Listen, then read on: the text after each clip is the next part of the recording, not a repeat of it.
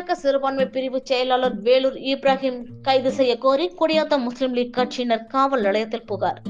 சர்ச்சைக்குரிய சிக்கந்தர்மலையில் முஸ்லிம் லீக் கட்சியின் எம்பி நவாஸ் கனி சமீபத்தில் தனது கட்சி நிர்வாகிகளுடன் சிக்கந்தர்மலைக்கு சென்று பிரியாணி சாப்பிட்டதை தொடர்ந்து பாஜக சிறுபான்மை பிரிவு தேசிய செயலாளர் வேலூர் இப்ராஹிம் முஸ்லிம் லீக் கட்சியின் ராமநாதபுரம் நாடாளுமன்ற உறுப்பினரும் வக்ஃப் வாரியத்தின் தலைவருமான நவாஸ் கனியை ஒருமையால் பேசினார்.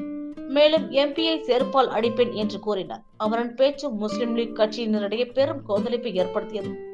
இந்நிலையில் வேலூர் மாவட்டம் குடியாத்தம் நகர முஸ்லிம் லீக் செயலாளர் இசுப்கான் தலைமையிலான அக்கட்சி நிர்வாகிகள், மாணவர் பேரவையினர் காவல் நிலையத்தில் பாஜகவை சேர்ந்த வேலூர் இப்ராஹிமை கைது செய்ய கோரி உதவி ஆய்வாளரிடம் புகார் மனு அளித்தனர்.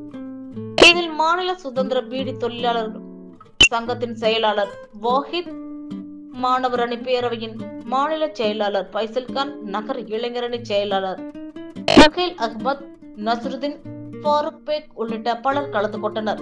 இதேபோல் வேலூர் மாவட்டத்தில் பல்வேறு பகுதிகளில் முஸ்லிம் லீக் கட்சி நிர்வாகிகள் வேலூர் இப்ராஹிம் மீது காவல் நிலையத்தில் புகார் அளித்துள்ளனர்.